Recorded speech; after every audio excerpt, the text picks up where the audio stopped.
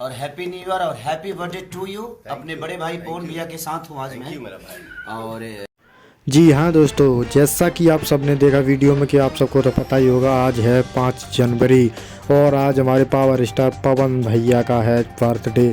तो हमारे खेसारी भैया केक लेकर उनके घर पे पहुंचे और बड़ी खुशी के साथ केक काटा गया। और देख रहे होंगे आप स्क्रीन पे कि पवन भैया को कैसे खेसारी भैया केक खिला रहे हैं।